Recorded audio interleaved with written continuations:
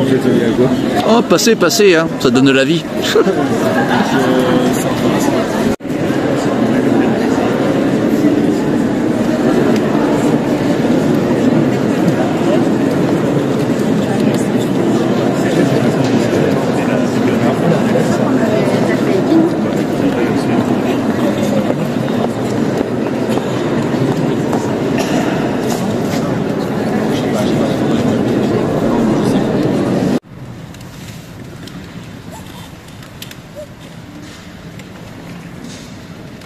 Bonsoir à tous. Je remercie M. le curé de nous accueillir dans cette belle église. Je remercie les organisateurs qui m'ont posé la question: l'ordre politique est-il rationnel? C'est à cette question que je vais avoir le plaisir et l'honneur de répondre devant vous. L'ordre politique est-il rationnel? En tout cas, nous voulons qu'il le soit. Prétendons qu'il l'est, du moins s'il reste fidèle à nos principes qui sont des principes rationnels. Tel est le sens de la référence constante aux Lumières dans le discours politique aujourd'hui. De s'imposer dans le domaine de la philosophie morale et de l'identification s'imposa dans le domaine de la physique et de la métaphysique et même de la théologie. Comprendre la nature de l'humain pour la science en terre, ce fut désormais dégager des lois générales de la causalité, qui en règlent le mouvement, par exemple les lois du choc. Dieu même, selon les vues de la nouvelle théologie au XVIIe siècle, disons de Leibniz, de Malebranche, Dieu même agit par des lois générales, et sa grandeur réside dans le fait qu'il agit par les voies les plus générales. Nation est gouvernée par des lois générales, elle constitue néanmoins un corps politique particulier, un corps distinct et même séparé des autres.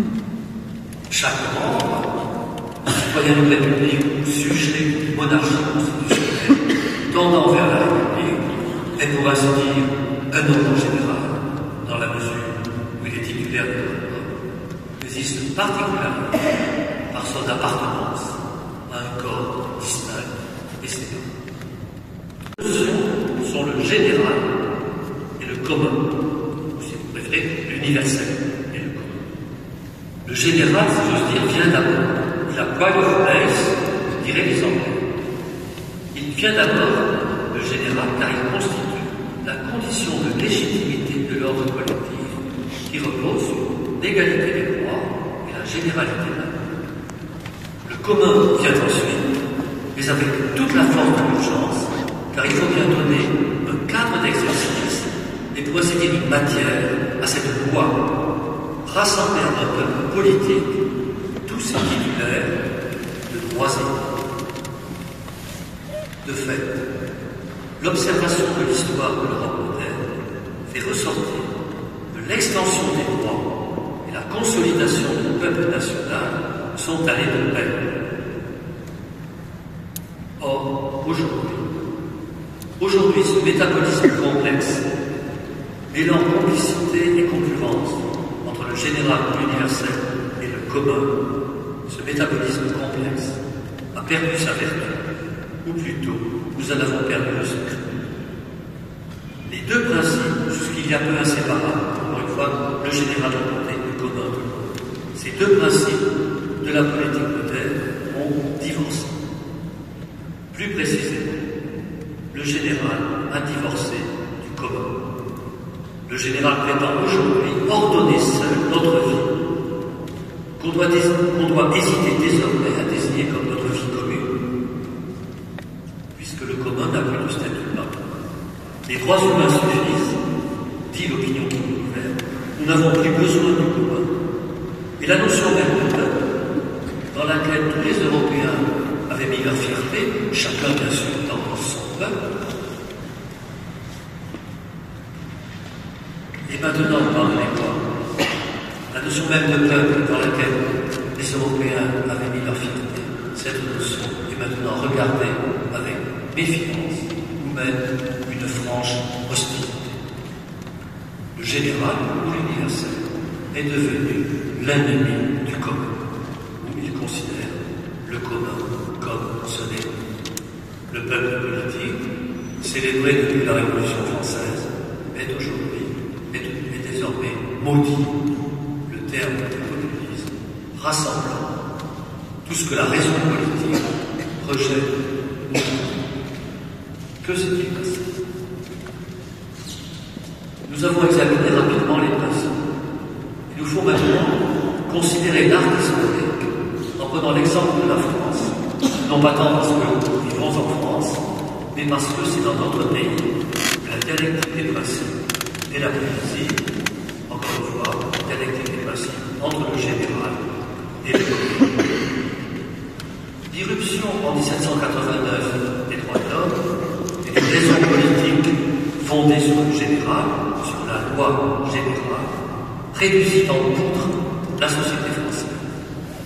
Plus d'université, plus d'églises, plus de corporations, plus de professions, et bien sûr, plus de ces supériorités, de ces commandements qui, à commencer par le roi, faisaient tenir ensemble les différentes parties du corps politique français. La France nouvelle, voulant se gouverner sur la base exclusive des droits égaux de la loi générale, vécut pendant 10 ans sans exécutif proprement constitué, alors même que les circonstances, en particulier la guerre continuelle contre l'Europe coalisée, réclamaient un exécutif énergique et compétent. La France trouva cet exécutif dans l'urgence et l'improvisation, selon des modalités changeantes, allant du comité de salut public au directoire, mais des modalités toujours précaires et arbitraires. Jusqu'à ce qu'enfin, l'exécutif se consolida dans la personne du général, qui avait le génie de la législation et de l'administration, non moins que de la stratégie et de l'action. Avec Bonaparte, il commençait sérieusement la refondation de l'institution commandante de notre pays. Heureux, l'amalgame à peu près réussi entre le général et le commun, qui définit la République moderne, a résulté d'un long processus reposant sur la continuité d'un peuple historique. Si 1789 voulut être le commencement d'une humanité nouvelle, fondée sur le seul principe des droits de l'homme, sa promesse ne put devenir réalité qu'en insérant ces droits universels dans le cadre hérité d'une très vieille nation, en faisant la condition de légitimité du gouvernement représentatif par lequel cette nation se gouvernait les autres. Et cette nation, après comme avant la Révolution, dut s'insérer dans le concert et participer au jeu de rivalité et d'émulation avec les autres nations européennes, jeu qui définissait ce concert. L'accomplissement de la Troisième République ne consista pas seulement à instituer les droits nouveaux et les libertés nouvelles, les libertés publiques, mais à accepter d'être le régime successeur d'une longue suite de régimes d'une même nation, et en particulier le successeur de la monarchie, fondé sur des principes, pour ainsi dire, opposés. La République se pensa et se donna comme le régime nouveau de la France, France nouvelle certes, mais qui continuait une longue histoire de laquelle l'instruction publique était soucieuse d'instruire les Français. Je crois qu'elle ne se serait jamais imposée aux yeux des gouvernements et des peuples européens si elle n'avait pas revêtu d'abord la figure apparemment familière et désirable de l'Europe. Et si l'entreprise qui semblait ouvrir les voies de l'avenir ne s'était pas appelée la construction de l'Europe.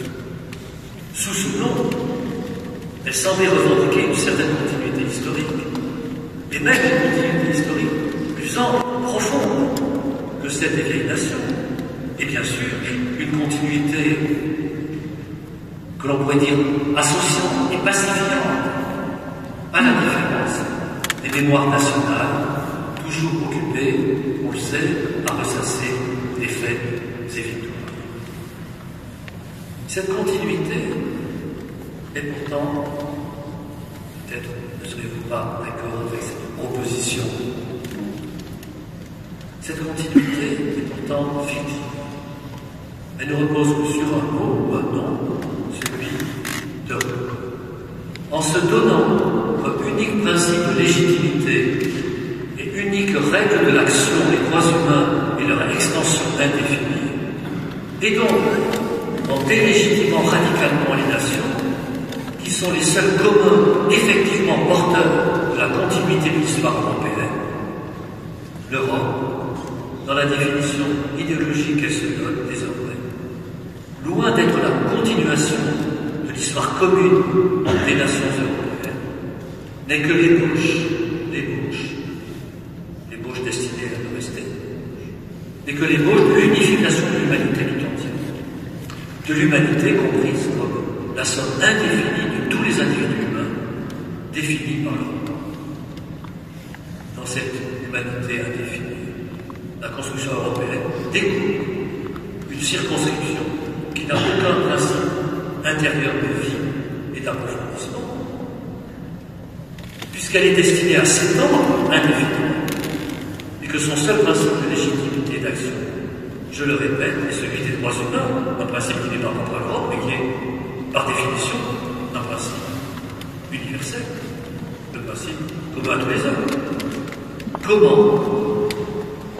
Comment construire un corps politique distinct, un corps politique particulier, souverain, l'Europe souveraine, non pas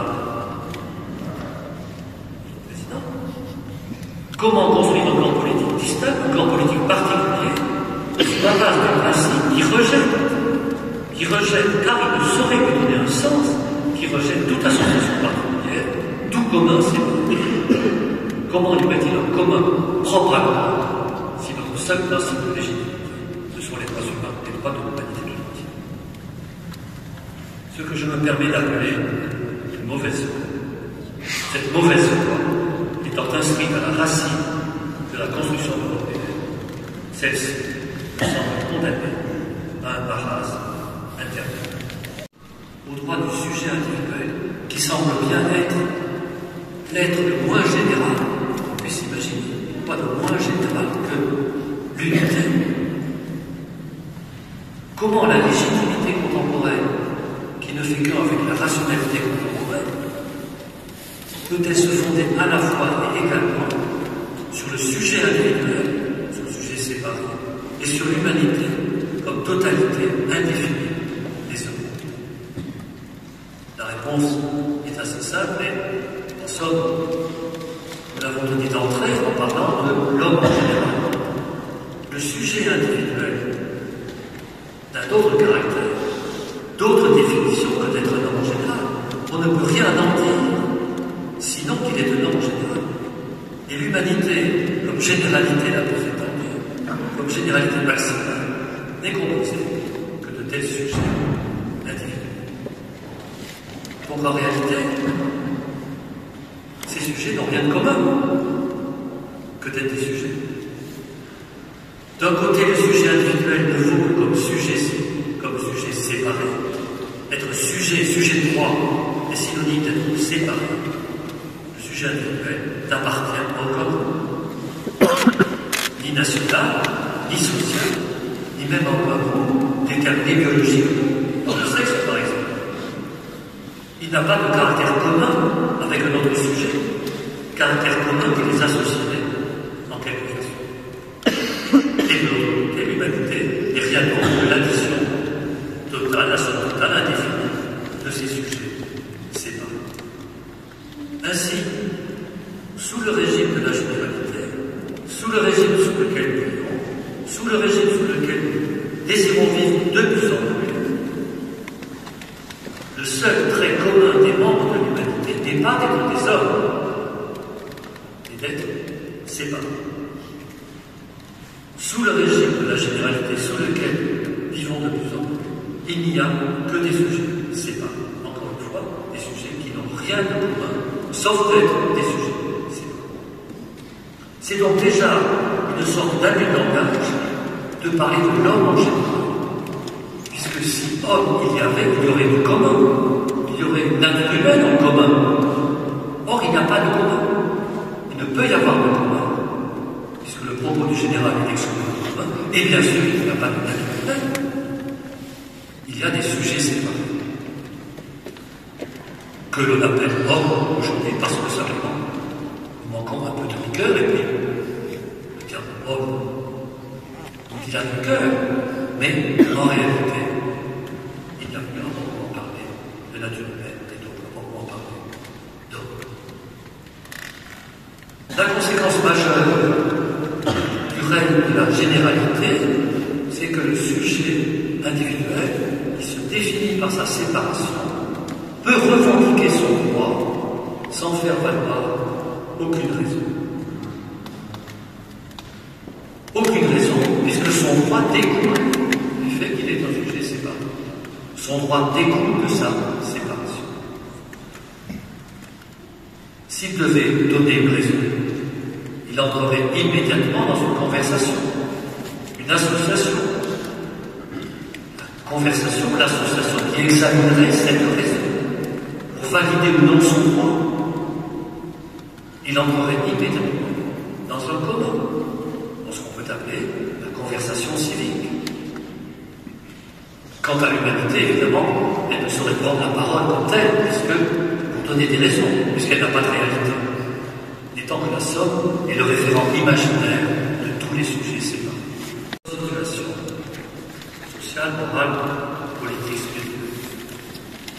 Sous le régime de rationalité qui est le nôtre, la seule instance qui a légitimité pour revendiquer un droit, la seule instance qui a légitimité pour revendiquer un droit, à savoir le sujet séparé, n'a pas à donner de raison. Dès lors, les seules instances dans lesquelles il serait possible de rendre raison, de donner des raisons, à savoir des associations capables de porter une conversation, un échange de raisons, de substance commune en quelque sorte, sont délégitimées en tant qu'association, en tant que commun. Les seules instances dans lesquelles il serait possible de prendre raison, de donner des raisons, sont exclues du cercle de la raison. Mais comment pouvons-nous mettre la raison dans le sans raison, le sujet séparé, et exclure la raison du seul lieu où raison il peut y avoir, une association, une communauté d'échange des raisons, de mise en commun des raisons. Sommes-nous tombés sur la tête? Avons-nous perdu la raison? Ni l'un ni l'autre. Nous nous sommes simplement laissés envahir et subjuguer par une idée mutilée de la raison. Au lieu de considérer simplement, au lieu de considérer que la raison est dialectique, qu'elle consiste à avancer des arguments qui appellent des objections auxquelles il convient de répondre, on pose que cela seulement est rationnel, contre quoi il n'existe pas d'objection, contre quoi il ne saurait y avoir d'objection. Si je dis c'est mon droit, l'accent est sur le possessif, c'est mon droit en tant que sujet séparé. En tant que sujet séparé qui donc, je le répète, ne saurait entrer dans le commun d'une conversation. Ne pouvant entrer dans le commun d'une conversation, il ne saurait être atteint par aucune objection. Il ne saurait être atteint par aucune objection. Une objection serait précisément une atteinte à sa séparation, à son caractère de sujet, et donc à son droit, puisque son droit réside tout entier en lui comme sujet séparé. Ainsi dire « c'est mon droit » signifie en réalité « je veux ». Tous les paradoxes, difficultés ou contradictions de la rationalité confondue avec la généralité trouvent leur origine dans le fait que la raison ici convoquée est en réalité la volonté. Une volonté qui est à elle-même une raison suffisante, une volonté qui ne veut pas rendre raison d'elle. Une volonté qui se donne raison à elle-même.